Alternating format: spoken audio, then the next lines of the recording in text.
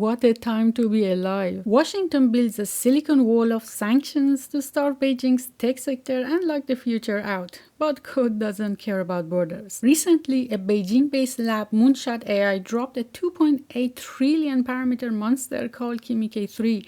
It's shattering global benchmarks and sending shockwaves straight through Washington. Everyone called it a miraculous triumph of open weights engineering. But beneath the flashing lights and record-breaking scores, a quiet crisis was unfolding. Millions flood the platform, servers violently crash, and now everyone's facing a reality check. A staggering 1.4 terabyte hardware requirement has left everyday developers waiting for a local consumer model completely out in the cold, because when the hardware costs a fortune and the API drains your wallet, open weights suddenly feels like an exclusive billionaires club. I spent days digging through messy documentations, architecture specs, and its official logs to untangle this beast. But history always teaches us the same lesson. Your greatest achievement can quickly turn into your worst nightmare.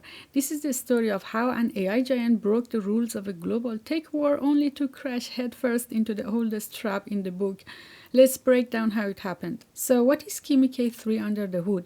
It uses a mixture of experts layout. Think of it like a giant corporation with 896 specialist departments, but for any single question, only 16 experts actually wake up to do the work. To make sure data moves smoothly across its massive 1 million token context window, Moonshot packed in two clever architectural tricks called Kimi Delta Attention and Attention Residuals. In plain English, it upgrades a congested single-lane data highway into a multi-deck bullet train. And on paper, the muscle is real. It ranks right near the top of global benchmarks and crushes front-end coding challenges. But, and this is where things get hilarious and slightly terrifying, K3 comes with 3 official warning labels straight from its creators. First, it has a massive attitude problem called excessive proactiveness. Because it was trained on heavy long-term tasks, it hates stopping. If it runs into a tiny problem or a confusing instruction, it doesn't pause to ask you what to do. Instead, it just makes massive executive decisions on your behalf. Imagine hiring an overly eager intern who finds a minor typo in a spreadsheet and instead of asking, decides to completely delete and rewrite half of your company database. That's K3 if you don't keep it on a tight leash with strict system prompts. Second, it's deeply sensitive to its own thoughts.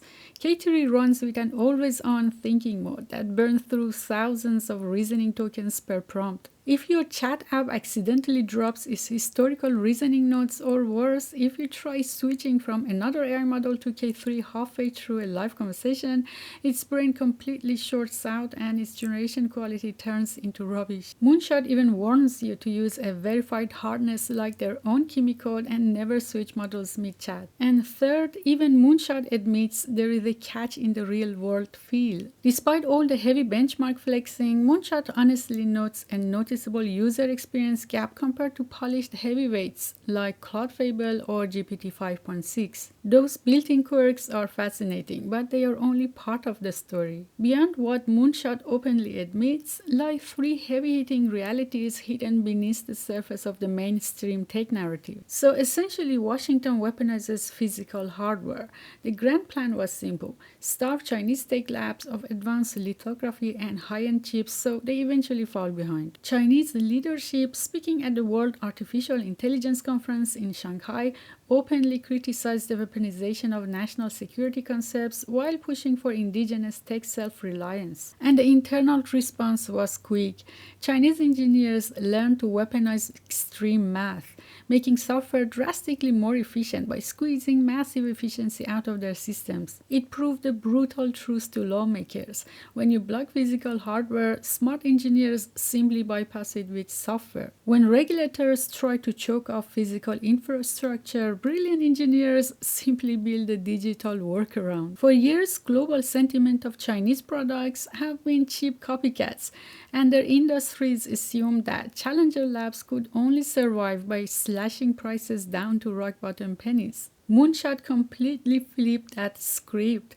Priced at $3 per million input tokens and $15 per million output tokens, K3 is definitely not running a clearance sale. Sure, that's a clever economic pivot for the company, but for everyday indie developers sitting at home, they should completely forget about running it locally. With an API price that high, it essentially only serves wealthy Western and European enterprises, the exact tech giants already notorious for squeezing developers and exploiting consumers. Which raises a massive paradox. If K3 only feeds the corporate elite instead of the everyday masses, what is Moonshot actually trying to achieve, and how is it really shaking up the US market they were intending to hurt? This brings us to the ultimate reality check. Barely 48 hours after the grand unveiling, overwhelming global demand crashed straight into a wall, forcing Moonshot AI to temporarily freeze new consumer subscriptions. They proudly call it an open weights release, but downloading those raw checkpoint files will happily swallow hundreds of gigabytes of your hard drive like a hungry digital monster. And forget your local setup when it comes to running inference on a 2.8 trillion parameter beast. You need a heavy multi-node enterprise cluster, packing roughly 1.4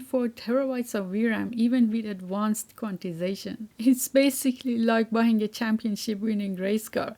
The engineering is peerless, but keeping it alive requires a dedicated pit crew and an oil refinery in your backyard. And no, you cannot casually fire up a tiny quantized version on your home gaming laptop unless you want your graphics card to melt into a puddle of sad smoking plastic.